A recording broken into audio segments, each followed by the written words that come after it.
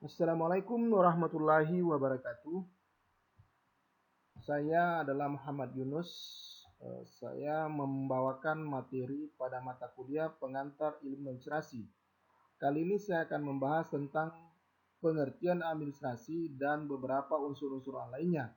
Hal ini menjadi penting diketahui bagi mahasiswa, khususnya ambil jurusan ilmu administrasi negara atau administrasi publik pada Fakultas Ilmu Sosial dan pengertian administrasi menurut para ahli, di antaranya adalah Sondang P. Siagian. Dia dikenal sebagai bapaknya administrasi di Indonesia. Administrasi adalah keseluruhan proses kerjasama antara dua orang atau lebih berdasarkan rasionalitas tertentu untuk mencapai tujuan yang telah ditetapkan.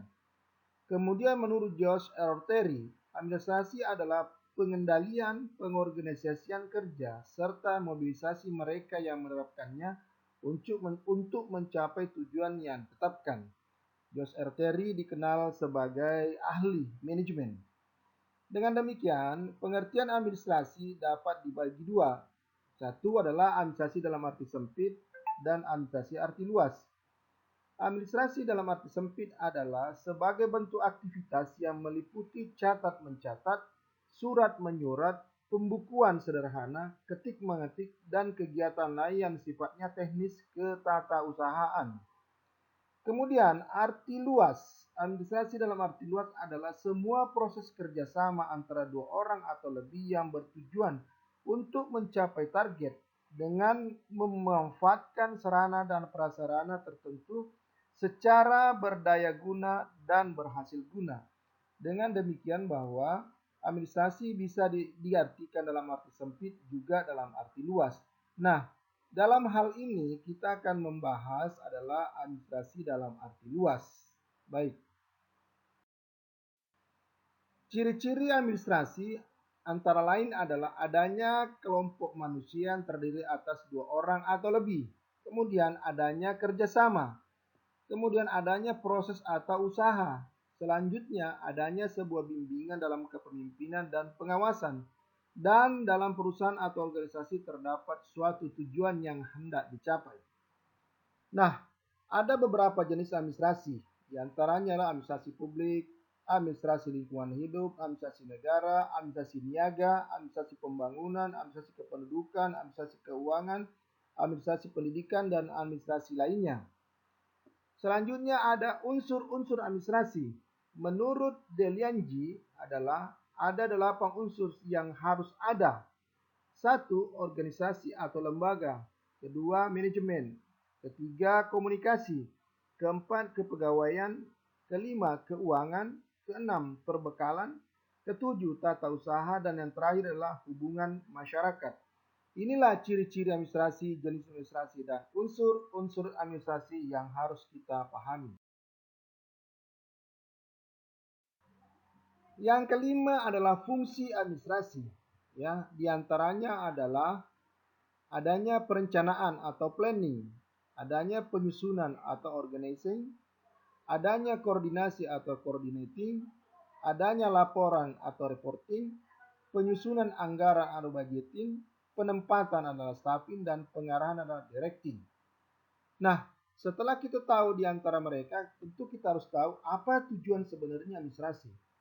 Berikut beberapa tujuan kegiatan administrasi. 1. Menyusun program usaha.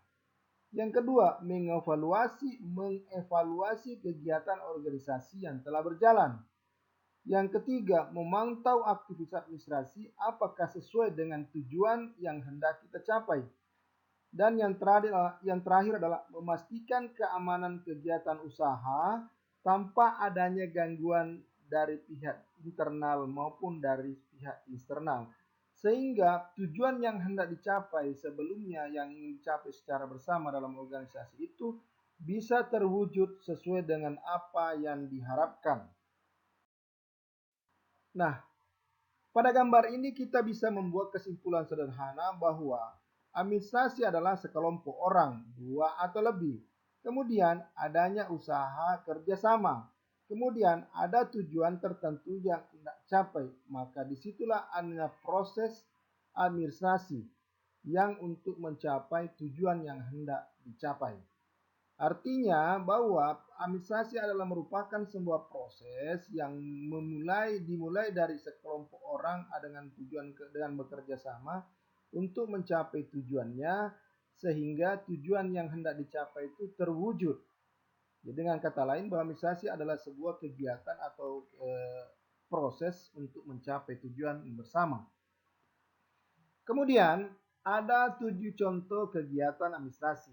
Di antaranya adalah administrasi kependudukan, yaitu pembuatan kartu keluarga, KTP, akta lahir, surat kematian, dan lain-lain, karena itu bersifat kependudukan.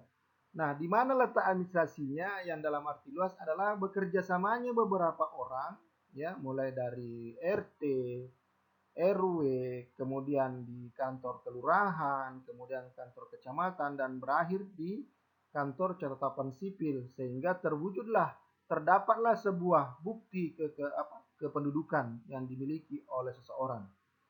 Yang kedua adalah contoh administrasi pendidikan, yaitu adalah membuat jadwal pembelajaran, mengurus surat-surat pembelajaran atau proses pembelajaran, ya, dan mengatur aktivitas sekolah, yaitu jam belajar. Nah, kalau dilihat di mana letak administrasinya adalah kerjasamanya beberapa orang, ada staf, ada guru, ya, ada siswa, kemudian ada bentuk surat menyurat, kemudian ada rencana pembelajaran, dan kemudian ada lokasi tempat belajar, yaitu mengatur aktivitas sekolah. Selanjutnya administrasi perkantoran, antara lain adalah absesi kepegawaian, ya, daftar hadir pegawai, membuat surat masuk dan keluar barang apabila itu barang bentuknya kegiatannya di perkantoran keluar barang, ada pencatatan stok barang, dan lain-lain sebagainya. Letak administrasinya adalah kerjasamanya di antara pegawai-pegawai tersebut untuk mencapai administrasi perkantoran yang baik. Selanjutnya administrasi keuangan. Nah, diantaranya adalah membuat catatan pembukuan keuangan, membuat faktur, membuat laporan keuangan, dan membuat rugi laba perusahaan apabila itu berada pada perusahaan, organisasi, atau lembaga yang bergerak bidang keuangan. Di mana letak administrasinya itu tadi? Proses kerjasamanya beberapa orang yang terlibat dalam bagian administrasi keuangan tersebut. Dan terakhir sebagai contoh adalah administrasi negara, yaitu aturan tata cara pembentukan badan dan komisi di pemerintahan, aturan dan tata cara pelayanan publik, kemudian aturan presiden mengatur tentang pemerintahan. Jadi letak administrasinya adalah kerjasamanya beberapa instansi pemerintah, khususnya dipimpin oleh presiden, mengatur bagaimana proses kegiatan administrasi pemerintahan berjalan sehingga semua kebutuhan masyarakat, semua keinginan masyarakat, dan tujuan negara Indonesia tercapai, sehingga proses administrasi berjalan dengan sebaik-baiknya, sehingga apa yang ingin diharapkan akan tercapai. Nah, demikianlah secara sederhana melalui media ini disampaikan bahwa itulah pengertian administrasi, sehingga dengan demikian kita bisa paham dan bisa kita memanfaatkan menggunakannya. Pada slide terakhir adalah memberikan tugas, tulislah di bukumu tentang pengertian administrasi menurut versimu sendiri, ya. Tulislah di bukumu bahwa menurut saya administrasi adalah ini. Contohnya adalah ini. Nah, tidak boleh sama dengan temanmu. Artinya Anda membuat versi sendiri-sendiri. Demikianlah materi ini saya sampaikan. Semoga bermanfaat dan jangan lupa subscribe. Wassalamualaikum warahmatullahi wabarakatuh.